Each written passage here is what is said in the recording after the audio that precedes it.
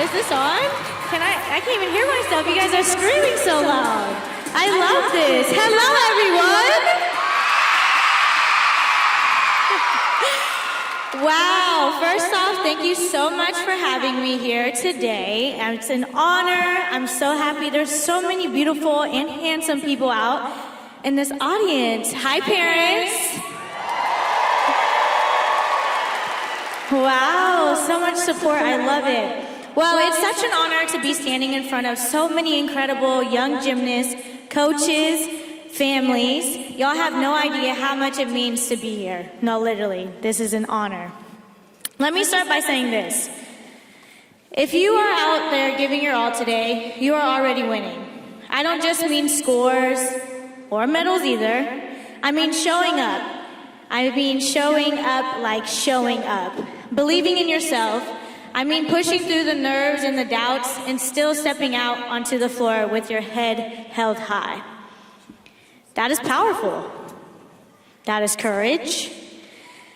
When I was younger, I used to look around the gym and wonder, do I belong here? I want you guys to think about that. Do you ever feel like in your time of your sport, you think, do you belong here? I wondered, was I good enough? I questioned my body, my skills, my style, even my own voice. But over time, I learned that confidence does not mean never being scared. Confidence is deciding to show up anyway. It is trusting that who you are is already enough. It is being authentic to who you are every single day. So if you're that gymnast who feels different, which I want to know, raise your hand if you feel different in your sport. I'm one of those people too. Who moves different, who thinks outside of the box, that is all good and okay. Trust, I've been there. That is your superpower. It's a cool superpower to have. Own it, love it, be it. Hard work is not always pretty. It is sore muscles and long practices. It is falling and getting up again and again and again. It is hearing one more time. We all love that word, right? When your body says no, but something deep on the inside says yes. It is tears, it is victory, but most of all, it is love. Love for the sport, love for your team, love for the version of you that is fighting to grow 1% better every day. I did not make it to the Olympics because everything was perfect. I made it because I kept showing up. I put in the work, even on the hard days.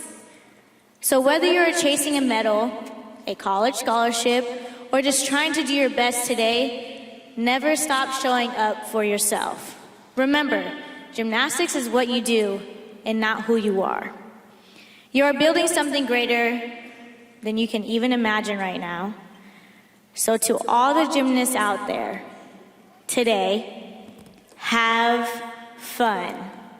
I want you guys to tell yourself, have fun. You guys are gonna have fun?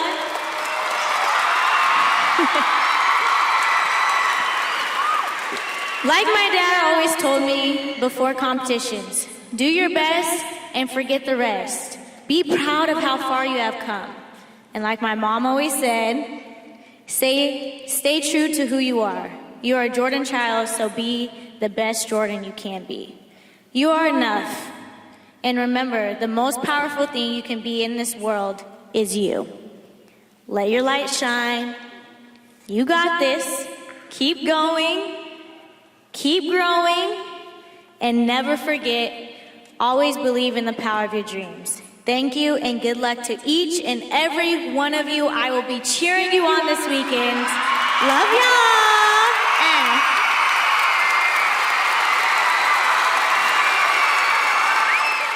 Okay, I don't know how this is going to work, but I think there's going to be a mic passed around and I get to answer some beautiful questions. Oh my goodness. I see a hand. Any, mini, mighty, mo.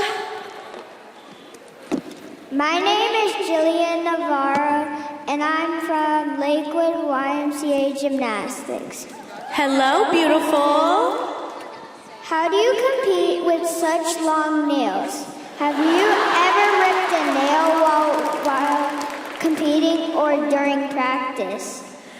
That is such a good question. Well, as you can tell, I wish you can zoom in. My nails are actually pretty long right now. But basically, I got used to wearing long nails, and my nails actually help me with my technique that I do, especially on bars, because I don't want to break a nail. They're too pretty to break. So I make sure that I can, still practice and do what I need to do with long nails. Now, I have been clumsy and broken a nail just walking, playing volleyball outside of my sport. But in my sport, not really. All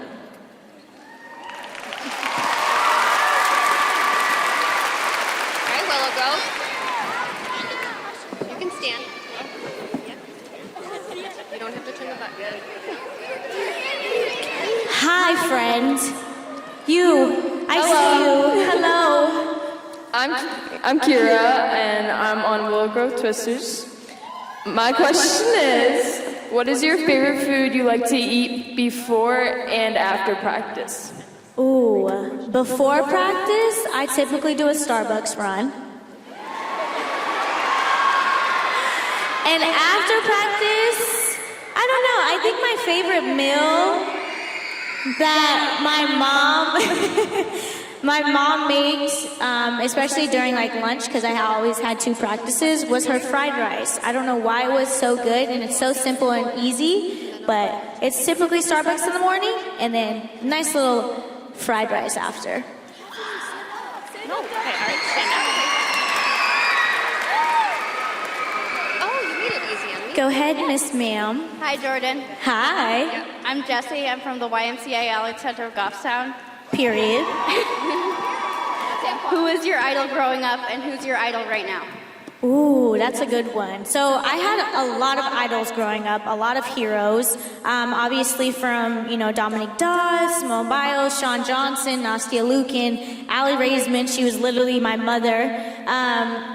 Literally, she took me underneath her wing and was like, "You're coming with me." And I was like, "Got it. Sounds good."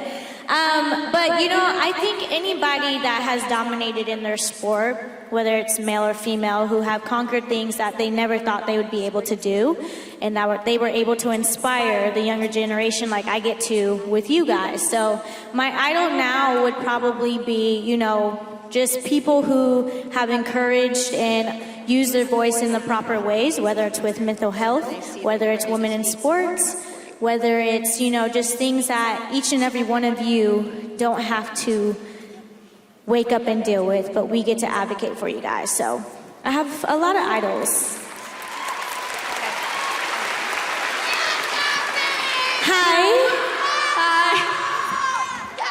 Hi, I'm Daphne from Grace Gymnastics Center. Period. How do you manage to stay focused when everybody's watching you during competition? What do you think about?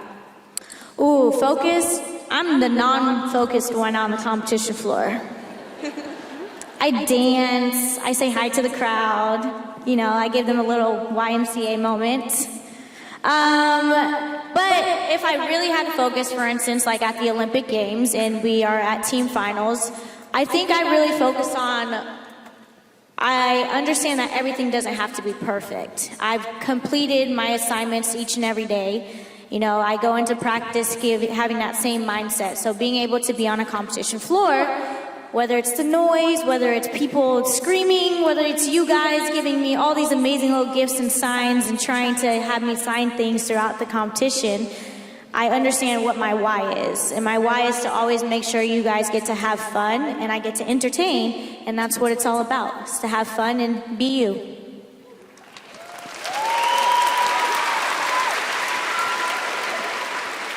Hi, I'm Alex from Saratoga, and how do you prepare mentally before competitions, especially on beam? How do you stay focused and execute each skill strongly without shaking? Before I got onto a competition floor, I always, we have our little pre-meet things that we do. I don't have any rituals. I don't have really any like, how do I explain it? What are they called for you guys? Superstitions? I don't really have those. I guess for me, one thing I always do, and I've done for a very long time, is pray with my family.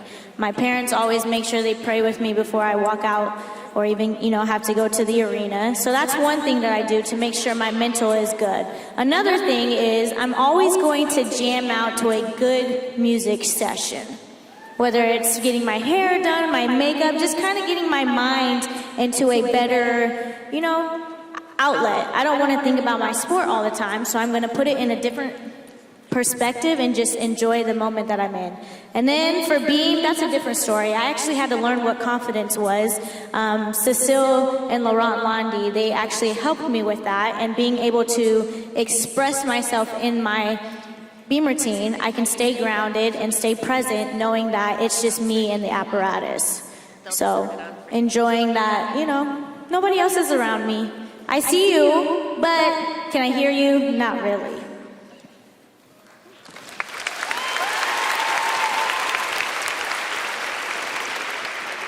Hi, I'm Lily, and I'm from Green Bay, and I was wondering what inspired you to start gymnastics? Oh, this story. I love this story. I guess I can say this now. I used to play t-ball before I became a gymnast. I used to run track. I got the nickname Chicken Little because has anybody seen the movie Chicken Little? Yeah, y'all know how he has a huge helmet on his head and he's always running? So that's what I look like playing t-ball.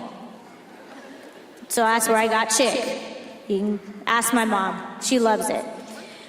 So I loved hitting balls, home runs, yay, woohoo. But in the outfield, what would I do? Pick dandelions and do cartwheels. So it was like, maybe t-ball isn't my sport. I had really bad ADHD when I was younger. It was to a point to where aka my father, couldn't handle me anymore because I couldn't have a full-blown conversation without moving. He would ask me a question and I didn't know the answer to it, but if I kept doing cartwheels and jumping off of refrigerators and flipping off of the edge of the couch, I can give him a full conversation like I was a grown adult. Well, he couldn't handle it anymore, so they decided, you know what? Why not put her in gymnastics? What made me be inspired to continue was the 2008 Olympics, and I loved how they were winning and they were dominating and they got to be on the biggest stage of their life. So I was like, you know what? I'm gonna do that. Did I think it was gonna be in gymnastics? No. I just wanted to, be on a big stage. I was an entertainer, so I really enjoyed it. So that's kind of how everything started, and then it kind of just stuck with me. I always say it's a God-given gift. Miracle child these days, so I enjoy it.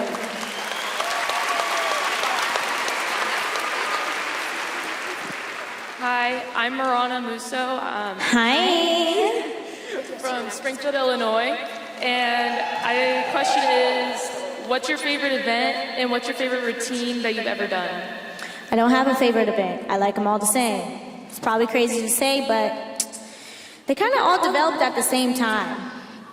But if I really had to choose, it'd probably be floor. Floor is really fun. You can dance and tumble. My favorite floor routine, this is a hard one. Okay, how about, I feel like the audience should choose. Has everybody seen all my floor routines, even through college? Okay, so in my elite career, who liked the Renaissance Beyonce? Okay. How about the Wonder Woman one? Seemed like that one wasn't really. Okay, and how about the Prince routine that I did? Wait. To all my 90s babies. No, I tried. So I like the Prince one too. The Prince routine was my favorite. It's definitely going to be hard to top that one, but we'll see what happens.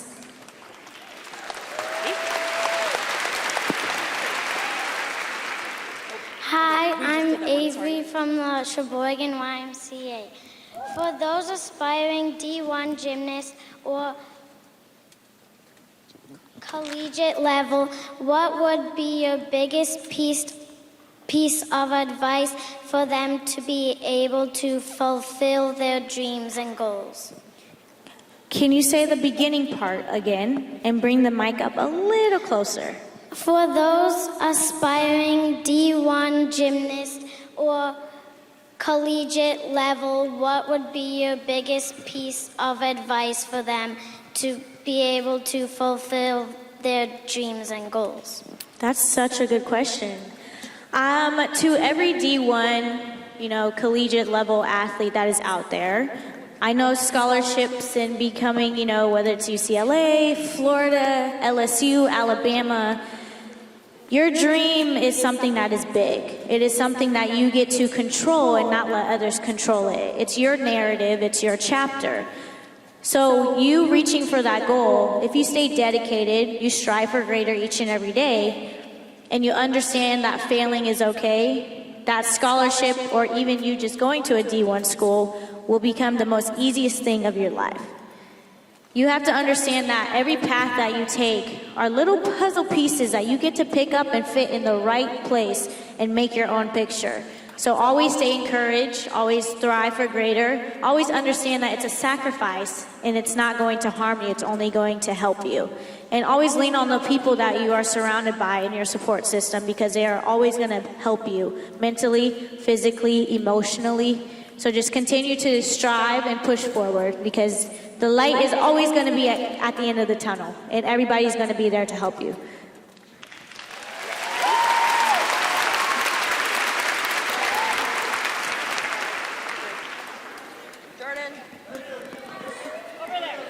Hello, this is confusing. Hi. My eyes, I'm like, where are we at?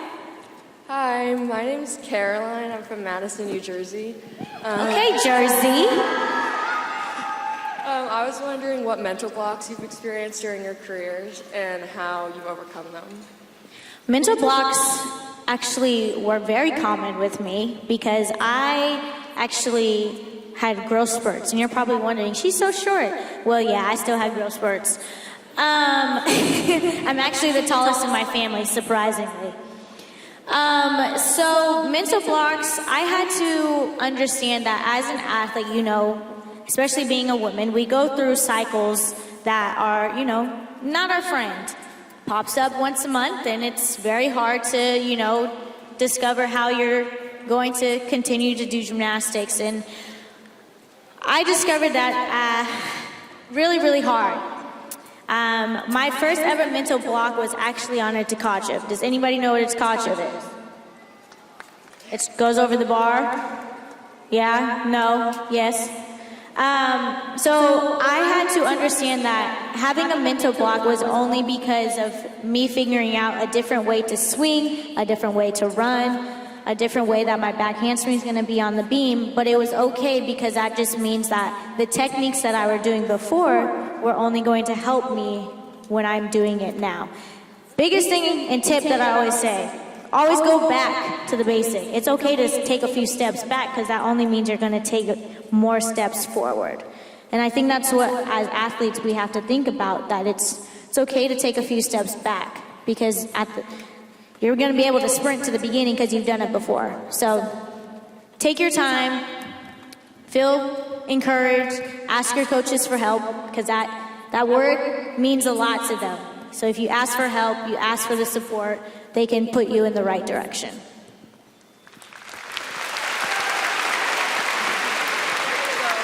Hi, I'm Haley Hi. from the Marinette Menominee YMCA, and what was one of the hardest skills for you to learn, and how long did it take you to learn it?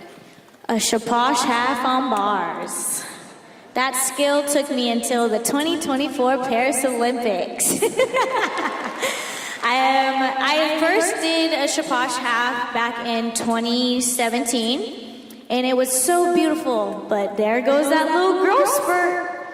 And I lost the whole entire skill until I came back for another Olympics and somehow got taught it again, and now I'm able to do a shaposh half. But Took me a very long time to learn.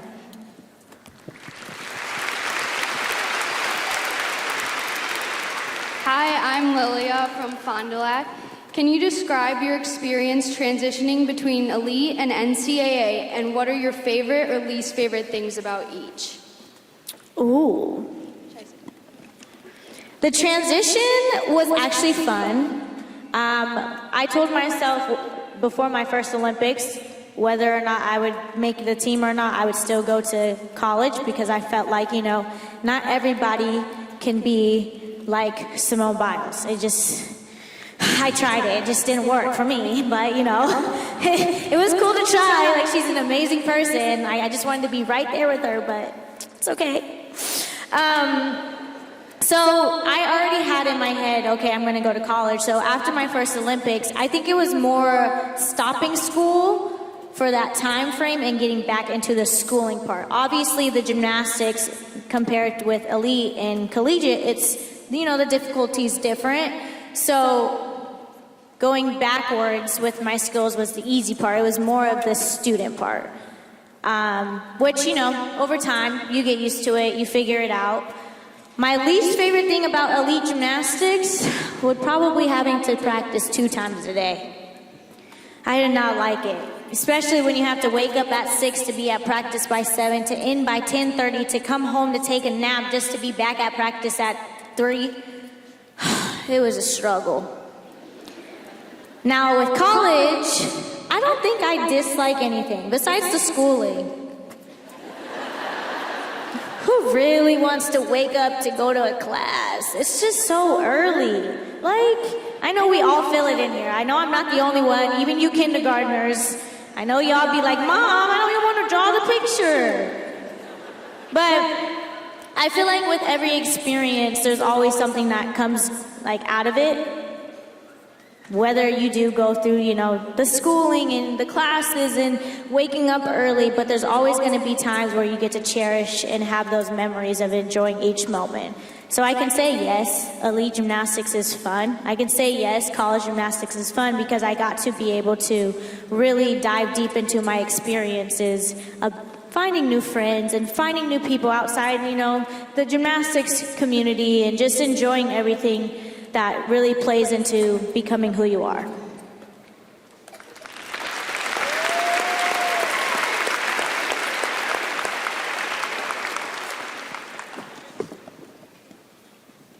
Dun, dun. Okay. Jordan, what final words of encouragement do you have for all these athletes before they compete? Oh my goodness. Well, first off, are you guys excited? Coaches, are you excited? I know my parents are really excited.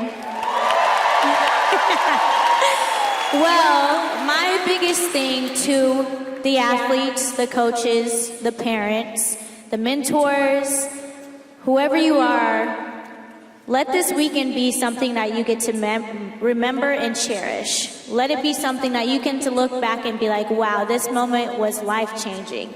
Always go into each event with passion, grace, trust, and confidence, and look at each and every teammate that you are competing against and look at them and be like, you know what? I want to be just like them. I want to be able to compete just like them, because each and every one of you sitting in this audience are going to come out with something great and something amazing. This is a new chapter and a new journey that you're about to start. So write it in the way that you want to write it. Enjoy your moment, enjoy who you are, be authentic, and continue to have amazing experience. And I'm going to leave it with this.